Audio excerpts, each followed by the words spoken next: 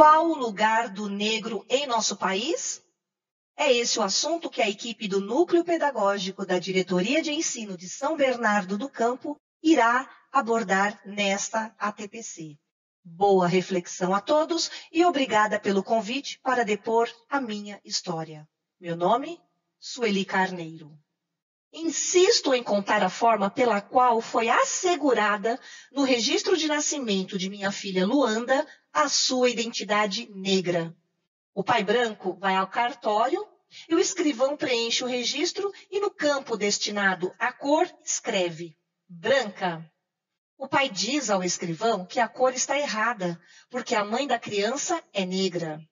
O escrivão, resistente, corrige o erro e planta a nova cor, parda.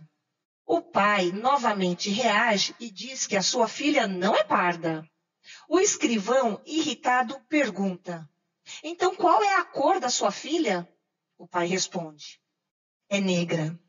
O escrivão retruca: mas ela não puxou nem um pouquinho ao Senhor? É assim que se vão clareando as pessoas no Brasil. E Leopoldo Duarte, um conhecido meu, diz assim: portanto, na próxima vez que você for enaltecer a nossa mestiçagem, lembre-se de que os primeiros mestiços foram frutos do estupro das cativas indígenas e africanas, e de que essa sua empolgação esconde o desejo de clarear a população brasileira, de afinar seus traços e diluir o seu tom de pele. Olá, professores. Espero que vocês estejam bem. Eu sou a PCNP Marli Paixão e gostaria de trazer aqui a reflexão sobre o depoimento da Sueli Carneiro. Como é impactante, houve praticamente uma briga para assegurar a identidade negra da sua filha. E isso demonstra qual é a medida, o parâmetro pelo qual as pessoas são classificadas. Isso é calcado na sua aparência, no tom da sua pele, na textura do seu cabelo, na sua condição socioeconômica, pelo peso, pelo sexo, enfim. As pessoas são colocadas em caixinhas, mas essas caixas são ambientes limitadores.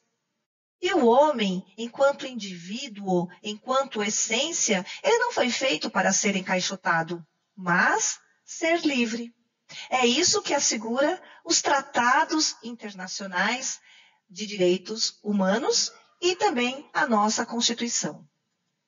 Na tela anterior, nós colocamos alguns itens que gostaríamos de discutir nesta TPC. Entre eles está quais são os princípios e os valores de uma educação antirracista, desconstruir o mito racial de que há uma democracia racial, também conhecido como pigmentocracia, e também a desconstrução de frases antirracistas. E para começo de conversa, o que é, então, uma educação antirracista? A Sueli Carneiro, ela fala assim sobre o movimento feminista brasileiro. Ela diz que ele precisa enegrecer para dar empoderamento também não só às mulheres, mas também às mulheres negras. Eu diria que é preciso, então, também enegrecer a educação, para que os valores, o conhecimento, a cultura e a luta em relação ao espaço que o negro deve ocupar na nossa sociedade também precisa entrar para dentro da escola. E o que é uma educação antirracista? São práticas que desconstruam preconceitos e discriminações. Reconhecer que há sim um racismo estrutural e quais os seus impactos sociais.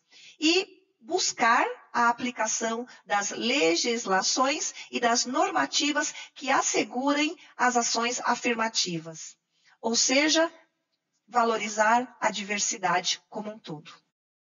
Vamos aqui aprender o conceito de racismo por meio da Convenção Internacional sobre a Eliminação de Todas as Formas de Discriminação Racial e também pelo Tratado Internacional de Direitos Humanos, adotado pela Assembleia das Nações Unidas, que define discriminação racial como toda distinção, exclusão, restrição ou preferência baseada em raça, cor, descendência ou origem nacional ou étnica que tenha por objeto ou resultado anular ou restringir o reconhecimento, gozo ou exercício em um mesmo plano em igualdade de condições, de direitos humanos e liberdades fundamentais nos campos político, econômico, social, cultural ou em qualquer outro campo da vida pública. Nesta tela tem o título Mito da Democracia Racial. O idealizador desse tema foi Gilberto Freire em seu livro Casagrande e Senzala. A obra busca oferecer o surgimento da formação familiar brasileira, bem como as características que definem o povo brasileiro. Assim, com a teoria sistematizada pelo autor, o mito acaba por ser reforçado, tanto que escravizados de outros países, ao terem conhecimento sobre essa possível situação no nosso país, tinham interesse então de vir para o Brasil como se aqui fosse um paraíso racial, onde pretos e brancos, escravos e senhores de fazenda vivessem numa perfeita harmonia. A ideia de que negros e brancos, indígenas e tantas outras raças e etnias vivessem em paz e que possuem direitos iguais começou com a sua obra, porém, com o passar dos anos, ela acabou sendo negada. Um marco para a desmistificação da teoria da democracia racial foi a própria Constituição de 1988, que tipifica como racismo como crime. Isso confirma a existência de que o racismo e a realidade desigual entre pessoas brancas e pretas é latente em nossa sociedade. A demagogia da democracia racial, ela tenta demonstrar de que no Brasil tudo é lindo, tudo é belo, e de que as mais diferentes cores, condição social, textura de cabelo, peso, idade, enfim, a sua origem não tem importância. Ora, se isso fosse uma verdade, não era necessário ter no Código Penal tipificado o crime de racismo. E se ele está no Código Penal como crime, é sinal que essa prática ainda é pulsante na nossa sociedade, seja de maneira explícita ou de maneira mais enrustida. E o pior de tudo é quando acontece de maneira enrustida, nas frases, no olhar, em pequenas atitudes, em que demonstra-se que aquela pessoa não é como eu, como você. Mas o que é que torna ela diferente de mim ou de você? Na verdade, nada a não ser o preconceito. E aí, nesta tela, coloquei racismo e injúria racial. E o que é a injúria racial? Vamos ler? A injúria racial está prevista no artigo 140, parágrafo 3º do Código Penal, que estabelece a pena de reclusão de 1 a 3 anos e multa além da sanção correspondente à violência cometida. A injúria, ela é um crime cometido de modo direto, pessoal. É ofender a dignidade da pessoa utilizando elementos da sua cor, da etnia, religião, da sua origem, da sua condição, seja ela idosa ou portadora de deficiência. Em geral, o crime de injúria está associado ao uso de palavras que depreciam diretamente a pessoa em relação à sua cor, com o objetivo de ofender a sua honra. Já o crime de racismo, ele é algo genérico a uma categoria de pessoas, a um grupo, a uma etnia como um todo. O racismo, que prevê a reclusão de 3 a 5 anos, implica numa conduta discriminatória em geral e refere-se a crimes mais amplos. Nesses casos, cabe ao Ministério Público a legitimidade para processar o ofensor. No caso da injúria pessoal, cabe à vítima procurar uma delegacia de polícia e registrar o BO, porque aquela injúria ofendeu a sua dignidade pessoal, é algo pessoal a ela. Já o crime de racismo é tão perverso, tão cruel, que ele não só ofende ao indivíduo, mas a todos. Exemplo, A lei enquadra uma série de situações como crime de racismo, como, por exemplo, impedir ou recusar o acesso de pessoas a um estabelecimento comercial, a entrada de pessoas a edifícios públicos ou residenciais, e além de elevadores e escadas, negar ou obstar, ou seja, atrapalhar o emprego em empresas privadas ou públicas. Esses dias foi veiculado que a Zara, por meio de câmeras, fazia sinal para os funcionários dentro da loja, mostrando que eram pessoas suspeitas as pessoas que estavam vestindo trajes humildes de cor preta. Ou seja, isso sim é uma prática de racismo. Porque independente quem quer que seja, basta estar neste padrão, traje humilde e ser preta. Aqui nós temos um exemplo de um cybercrime, um exemplo de racismo. É uma conversa no WhatsApp, num grupo de advogadas, em que uma advogada diz, amei. A outra, chamada Isabela, jogou bananas. E aí a colega disse, eu não entendi. A Isabela disse, reserva de pensamento. Pensei alto, sorry. E a colega diz, injúria racial é ofender alguém com base em sua raça, cor, etnia, religião, idade ou deficiência. O Código Penal, em seu artigo 140, descreve o delito de injúria, que consiste na conduta de ofender a dignidade de alguém e prevê como pena a reclusão de 1 ano a 6 meses e multa. Eu penso que aqui fica muito mais configurado o crime de racismo. Porque ao jogar banana, ela faz a associação de que quem come banana é macaco e o preto é como o macaco. Faz também a conexão com o fato que aconteceu na Espanha em 2014 com o lateral Daniel Alves, em que um torcedor da arquibancada jogou banana ao jogador. Isso fica tipificado como uma prática que não só visa a ofender a dignidade da pessoa e do indivíduo, mas sim de uma categoria de pessoas. E como disse também em algumas telas anteriores, o racismo ele é perverso porque além de ele colocar no mesmo barco um grupo, uma etnia de pessoas, quando ele é mascarado, ele é extremamente perverso, porque as pessoas usam o jargão. Mas eu estava brincando. Foi brincadeira. Essa é só uma piada.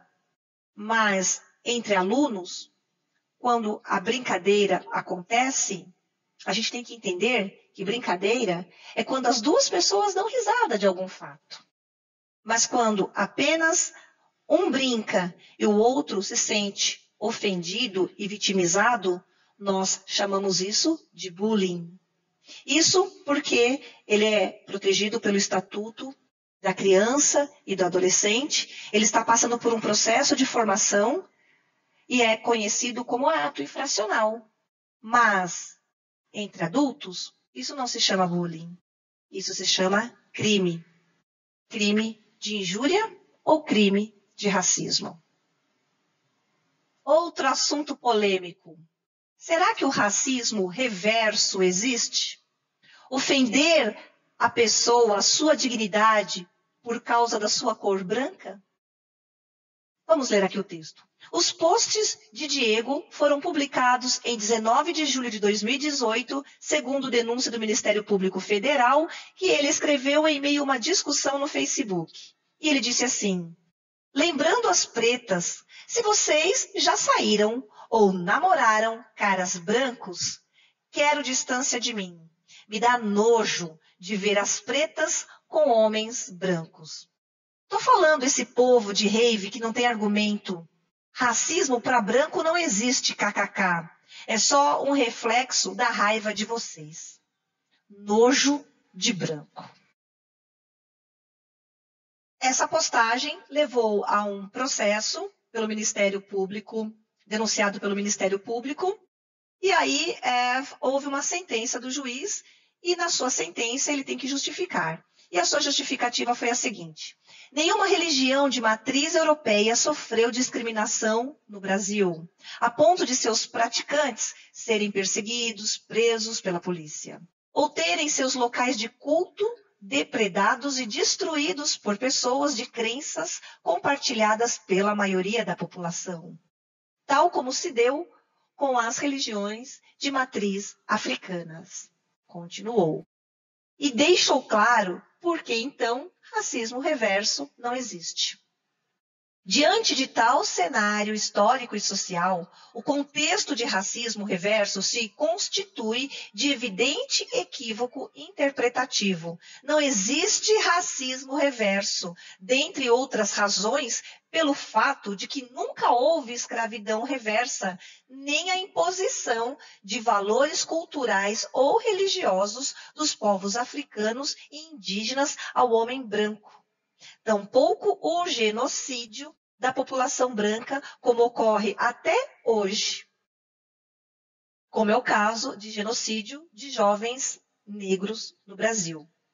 O dominado nada pode fazer contra o dominante, escreveu o juiz na decisão.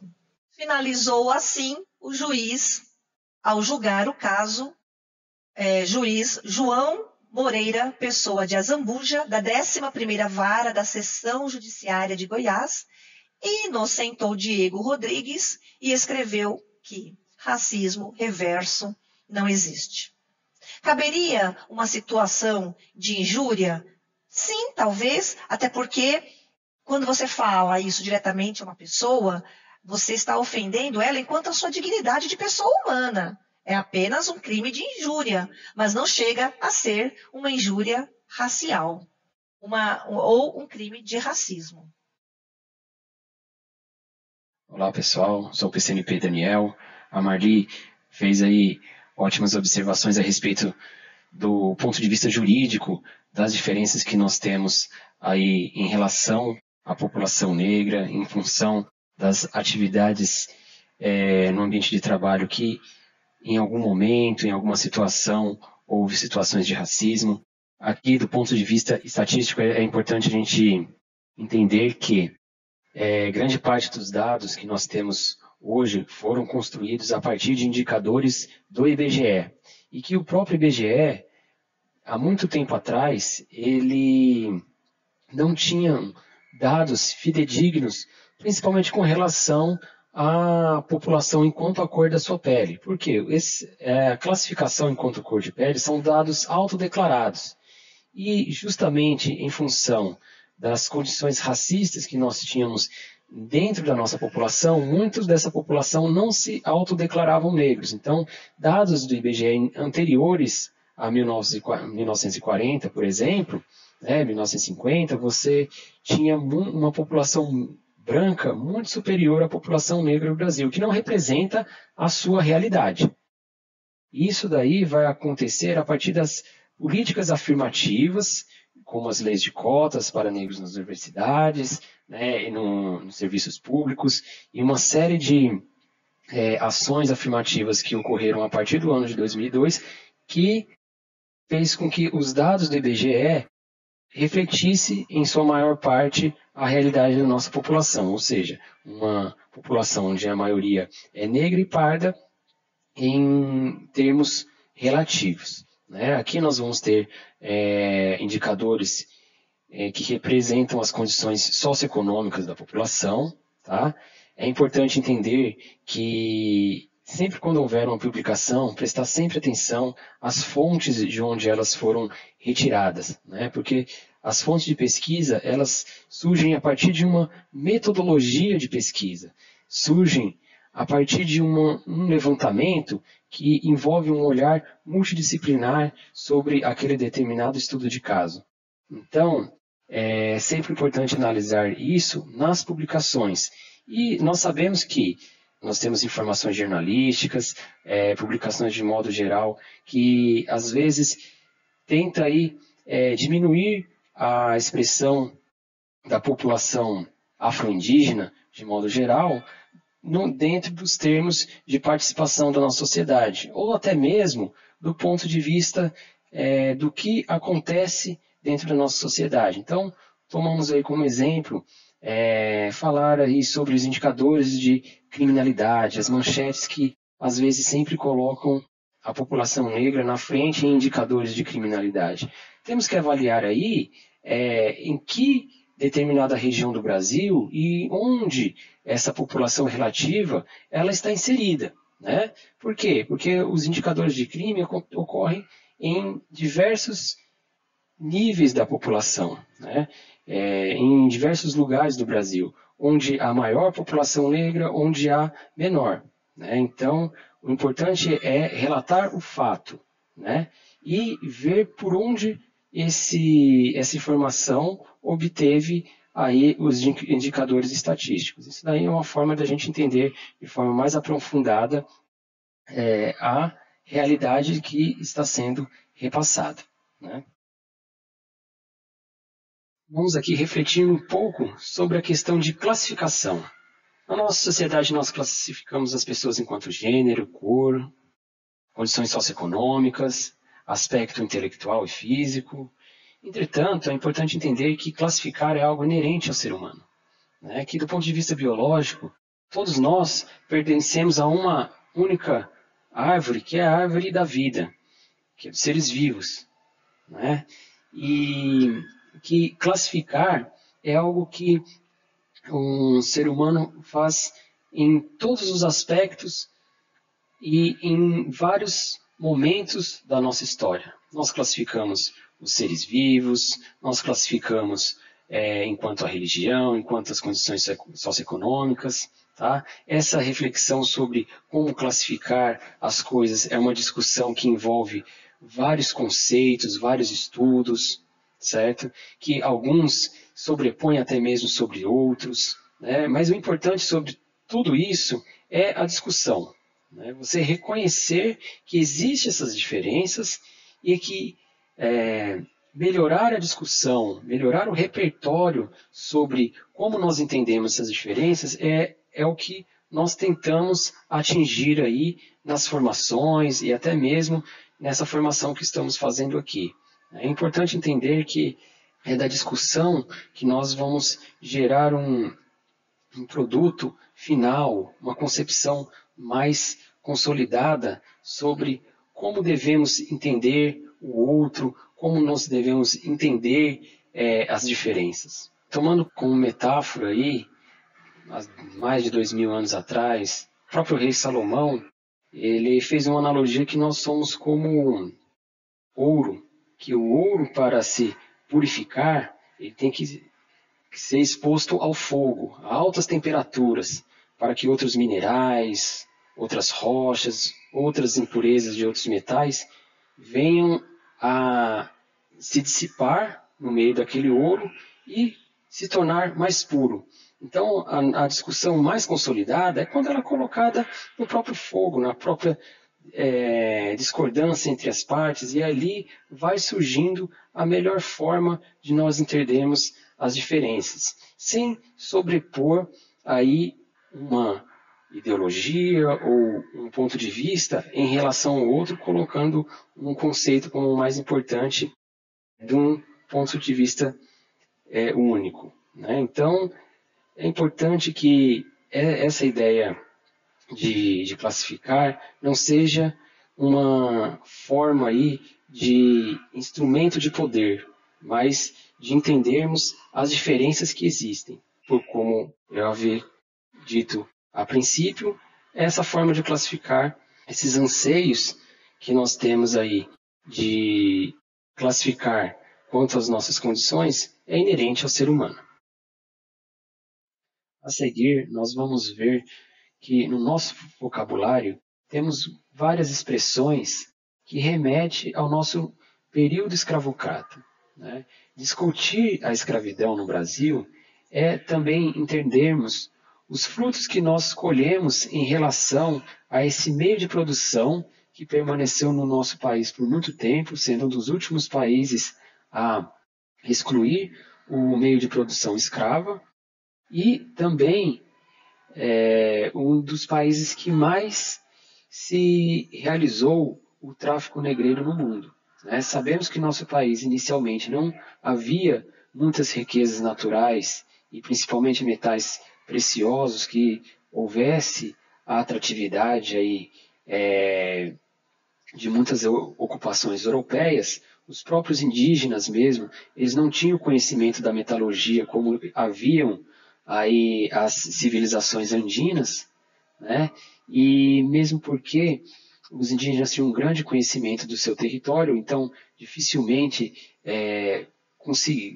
conseguiam se submeter ao trabalho sedentário, porque havia uma grande resistência em relação a isso. Então, os escravos foram os principais a desenvolver atividades produtivas aí ao longo da história, né, tornando o Brasil um dos precursores das atividades agrícolas no mundo e permitindo aí também, em função disso, a ocupação e a expansão do nosso território. Então, o Brasil teve grandes lucros na sua economia, no seu desenvolvimento econômico, no seu desenvolvimento territorial, em função desse processo. E o que nós temos aí é uma incorporação até mesmo dessa herança escravocrata aí na nossa linguagem, né? E é algo assim que deveremos refletir bastante, porque se você usa uma expressão como, por exemplo, meia tigela, que se atribuía o trabalho insatisfatório dos negros que não atendia os requisitos ou aquele excesso de horário de trabalho que era submetido, né, e não fazia todo o seu trabalho de forma satisfatória, recebia somente meia tigela de comida. E como você pode atribuir isso a uma situação do cotidiano, a um trabalhador, a um aluno que faz, às vezes, um trabalho ou uma atividade insatisfatória? Atribuir esse tipo de fala é um vocabulário racista. E em outros idiomas já se aboliu esse tipo de palavra. Na língua inglesa, por exemplo, nós temos em expressões na linguagem computacional, por exemplo, quem monta computadores conhecem aí que o HD, que é o hard disk, que é onde absorve todos os dados que nós temos aí no computador, temos aí um HD master e o slave, né? E esse tipo de nomenclatura na língua inglesa foi totalmente abolida, porque o slave remete, que é a tradução de escravo. Então você tinha um HD mestre, né, o master, onde você só colocava os arquivos importantes, e o slave, que você só colocava os arquivos secundários.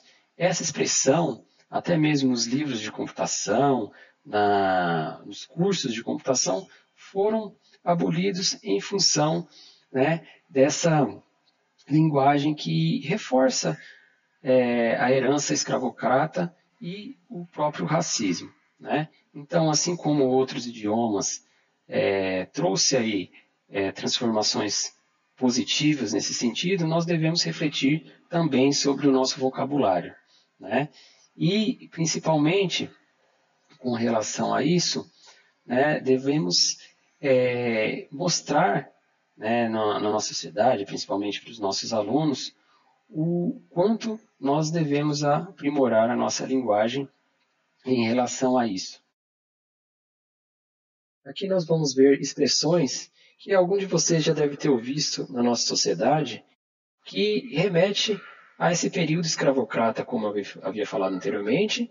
Agora imaginamos a expressão, por exemplo, você é um negro de alma branca. Se um intérprete de Libras fosse expressar essa afirmação, como aquele interlocutor iria entender ou iria repassar isso para outra pessoa? Ou até mesmo um intérprete de língua estrangeira que estivesse fazendo a sua tradução simultânea naquele momento. É importante refletirmos que as formas de linguagem, elas é uma representação cultural e de hábitos que nós utilizamos que nem sempre outras pessoas ou outras formas de linguagem conseguem representar.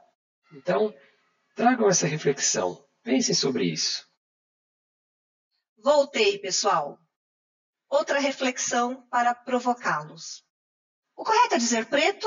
O correto é dizer negro, pardo, mestiço, preto de pele clara, preto de pele escura, retinto? Como Daniel disse, são apenas classificações, porque pele é pele, cabelo é cabelo, e nada mais que possa ser colocado diferente disso tem um teor que não seja classificatório. E aí, coloquei essa foto. Nascer negro é consequência. Ser negro é consciência. Então, muitas vezes, você talvez já deva ter ouvido falar na teoria do colorismo. Essa teoria, ela veio com a ideia de novo, como eu disse no começo dessa TPC, colocar e classificar as pessoas em caixinhas. E quanto mais tentamos colocar o homem em classificação, em caixas, estamos cada vez mais reduzindo a sua essência, que é o ser homem, e não o parecer ou o estar na condição de. O que eu estou querendo dizer com isso é que a ideia do colorismo vem com ela a ideia também da eugenia e um outro princípio também chamado passabilidade. A eugenia, ela também vem com a ideia de que quanto mais clara a cor, mais poder dominante ela terá sobre a sociedade. E isso percebe-se nos processos históricos que nós conhecemos bem desde o período das grandes navegações aqui no continente americano, onde os europeus dizimaram as sociedades indígenas que aqui habitavam. Partindo deste princípio, então, podemos entender que quando colocamos as cores ou a paleta de cores do tom da pele das pessoas, transmite-se a ideia de que algumas pessoas são menos negras e outras mais negras, e quanto a isso também se classifica a sua questão socioeconômica. Uma vez eu li uma reportagem em que o modelo dizia o seguinte: ninguém quer vestir a minha cor retinta. E nesta matéria ele comentava justamente isso, que quanto mais retinta for a cor, menos possibilidade de ascender espaços sociais com melhor ascensão econômica, melhor aceitação social, ele terá oportunidade de ascender. Especificamente por causa da sua cor retinta. Mas isso também não quer dizer que o racismo ou o preconceito racial dói menos em quem tem o tom de pele mais claro e que dói mais em quem tem a cor retinta. Racismo, de qualquer forma, dói em qualquer pessoa que passou por essa situação constrangedora. Então, nascer negro é uma consequência nada mais do que genética. Agora, ser negro é uma consciência que a pessoa vai cada vez mais se apropriando desse conceito e se empoderando de entender quão valorosa e quão importante foi a etnia negra, os negros, os africanos, que juntos, quando vieram trazidos à força e foram escravizados aqui em nosso país, hoje nós sabemos que nós somos o que somos, porque grande parte do seu trabalho se reflete na arquitetura, na culinária, na literatura, na área do direito, com Luiz Gama. Então nós podemos dizer sim, e cada negro que vive aqui e estuda na nossa diretoria são pessoas que têm muitos motivos para sentir orgulho do que é. É importante ressaltar 3 dispositivos legais em relação ao empoderamento negro no nosso país, que são marcos históricos para o ordenamento jurídico. São eles as leis 10.639/03 e a 11.645/08, que dá voz à educação antirracista nas escolas. Essas 2 leis reforçam a importância e o dever das escolas promoverem uma educação antirracista por meio dos conteúdos afro-indígenas nas escolas. É muito importante discutir esse tema não só no mês de novembro, mas o ano inteiro por meio do plano político pedagógico, que é discutido no planejamento no início de cada ano. É importante também ressaltar que esse assunto não deve ser discutido só pelas matérias das ciências humanas, mas de todo o corpo docente da escola. Aliás, não só docente, discente e de todos os outros funcionários que orbitam e que atuam na unidade escolar. E coroando todo este assunto, nós temos a lei maior, que é a 12.288, que é o Estatuto da Igualdade Racial. Olha aí que material riquíssimo para ser discutido numa eletiva, num projeto de estudo. Enfim, em qualquer área do conhecimento é possível discutir essa temática. Nós contamos com a participação de vocês, professores, para elaborarem materiais, assuntos, debates riquíssimos e compartilhar aqui conosco para podermos brindarmos todo esse conhecimento, compartilhando com outras escolas em eventos como o ERER. A seguir, nós vamos ver os vídeos dos alunos que quiseram participar do Festival Afro Minuto, que é uma forma de participação da Flip Sampa, que ocorre anualmente. O tema deste ano foi o Lima Barreto, né? E vamos ver os vídeos que foram enviados aí pelas escolas, que teve como o vídeo selecionado pela nossa diretoria, o vencedor do aluno Samuel, da Escola Estadual Vladimir Herzog.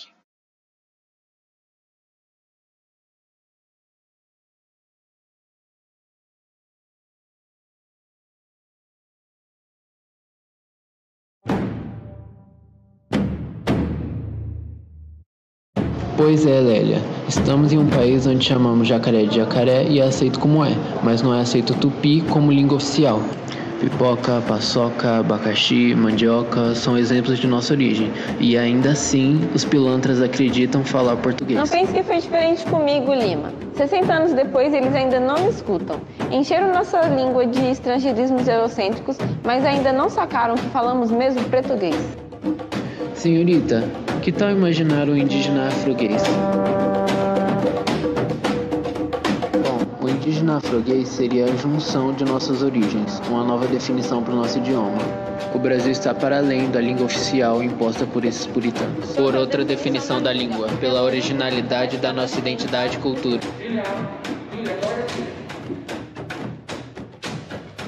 Professor, desculpa, eu estava sonhando que a Vera Gonçalves conversava com o Lima Barreto, porque eu estou lendo esse livro aqui.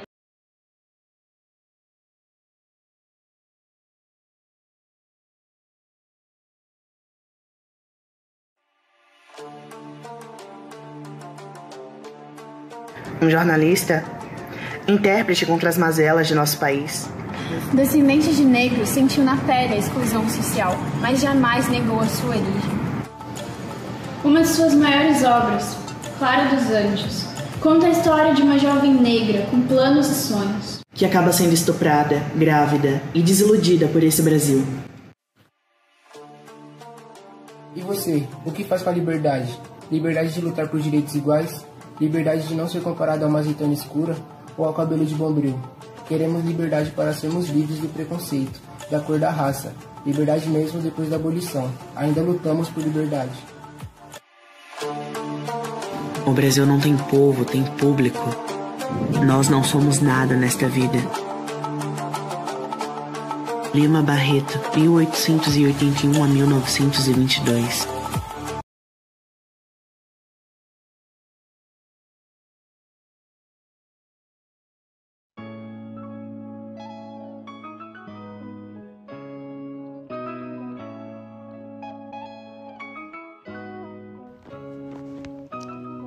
Por que o rap é cultura de preto e o branco que fala é a moda dita? E por que normalmente o cara preto serve e o cara branco é quem manda? E por que meu papo é pra preto e as baladas que canto só tem gente branca? Mas se o preto e o branco é igual, e mais da metade do Brasil é preto, por que no jantar com mais de 20 ricos, de todos os ricos, eu sou o único preto? Letra do Kian na música Eu Vim de Lá. Esse lance de apropriação cultural, ele no Brasil é o seguinte: um precisa do outro o tempo todo. Então o que acontece? O branco ele se apodera de coisa do negro desde que o negro pôs o pé aqui. E na medida do possível a gente se apodera das coisas deles também. Ponto.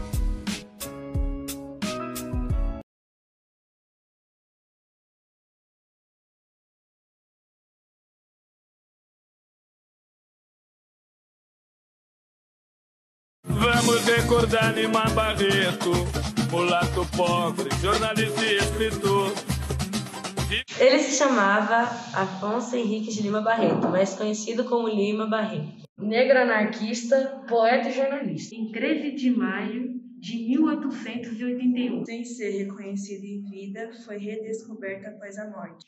Monteiro Lobato disse sobre ele: facílimo na língua, engenhoso, fino, dá a impressão de escrever sem torturamento, ao modo das torneiras que fluem uniformemente a sua corda d'água. Na sua obra falava sobre pobres boêmios e a sociedade desigual de sua época.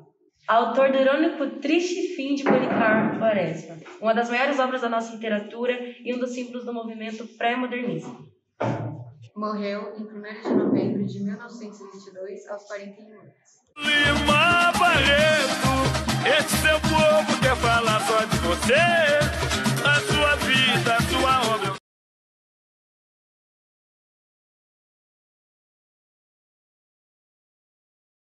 O Brasil não tem povo, tem público. Já ouviram falar dessa frase? Pois é, foi o nosso querido Lima Barreto, um grande escritor, que foi muito importante na nossa história, que disse isso. Ele nasceu no dia 13 de maio de 1881, lá no Rio de Janeiro. E então, ali na época quando o Império estava em declínio, estava nascendo uma república, mas uma república não solidária, não democrática, o que deixava ele bastante inconformado por ele ser um cara que tinha um olhar bastante crítico sobre a sua realidade. Ele quis dizer o que com essa frase? Que o Brasil, o povo brasileiro, ele não tinha uma participação ativa na política, ele não tinha voz, ele era um povo que só assistia as coisas acontecerem no seu país sem fazer nada, só aceitava. Mas ele não queria ficar calado, ele não ia deixar isso passar em branco. Então ele utilizou do seu dom, que era a escrita, para fazer disso um meio de intervenção, como uma denúncia à sua realidade. E como era difícil aquele tempo, né, sobre todos os preconceitos e desigualdades que ele encontrou. Principalmente por ser ali numa época que o Brasil ainda tinha muitas raízes da escravidão, né? E uma coisa que caracteriza muito as obras dele é a sua linguagem simples, porque ele defendia o acesso ao conhecimento, à educação e aos livros. Então, ele queria que todos pudessem entender, compreender o que ele estava ali dizendo e que todos tivessem acesso a esses livros. Então, por isso ele utilizou dessa linguagem. E ele fez da escrita a sua resiliência. E esse foi o nosso Lima Barreto.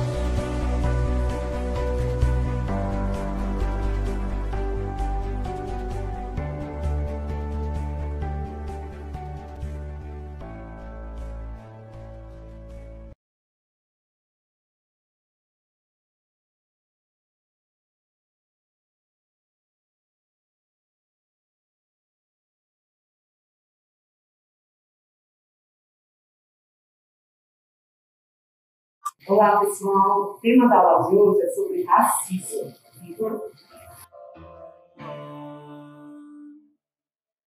Racismo não é mimimi, nem brincadeira. Falta cultura e educação, leitura e informação pros meus irmãos. Isso é vivência. Querem apagar nossa história, nossa essência. Mais que uma cor, um símbolo de resistência. Meu vulgo é o shit. Escutem essa mensagem. Ó, 300 anos de escravidão, meu povo sofreu com as correntes na mão. Onde a figura se esbranquiçar, Machado de Assis é escravo Sara. 40 livros, 20 doutorados, meu mano me chama de Milton Santos. Dando meu melhor tipo Luiz Gama, libertador, tipo Mandela saindo das trancas. Meu ritmo é jongo, por isso não tombo. Meus vidas vieram de Congo, hoje não me escondo. Meu povo livre igual Django. Minha defesa é capoeira, nós ataca igual Pantera Negra. Entre morena e preta, chama de princesa, estúdio não sou em que preta.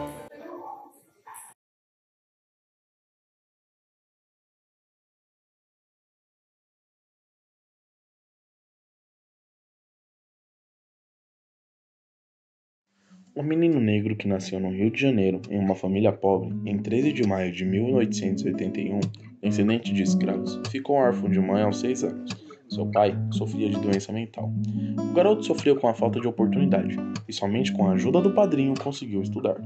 Entre dores e dilemas, se mostrou um importante visionário para sua época. Suas obras retratavam preocupações pessoais e sociais, as desigualdades e as mazelas da sociedade carioca, como mostrado em Misedite, seu tio. Em 1903, abandonou seus estudos, pois seu pai enlouquecera e então teve que sustentar seus irmãos. Seu primeiro trabalho foi a revista Floral, publicada em 1907.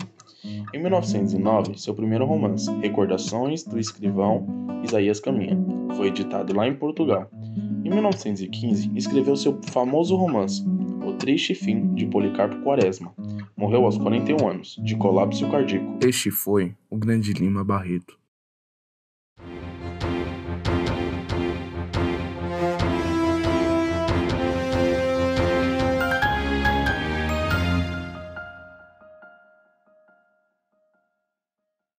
Salve galera, eu sou o Lima Barreto e vim aqui contar pra vocês hoje como eu cheguei até aqui, com 2 milhões de seguidores. Realmente, é muita gente. Nasci no Rio de Janeiro, dia 13 de maio de 1881. E sim, gente, vocês não vão acreditar que, infelizmente, ainda existia escravidão. Aquelas pessoas presas e tal, que vocês já sabem. Eu sou um jornalista e escritor brasileiro, mas já conto pra vocês sobre isso. Mas antes, vocês poderiam colocar aqui, na caixinha de perguntas, o que vocês gostariam de saber. Primeiro eu quero contar pra vocês sobre a minha descendência. Meu pai era tipógrafo e minha mãe era professora, a qual que me alfabetizou. Mano, ela realmente tinha um dom. Quando eu tinha 6 anos, ela estava me alfabetizando. Infelizmente, ela veio a falecer. Meu pai trampou pra caramba para cuidar de mim e dos meus 4 irmãos.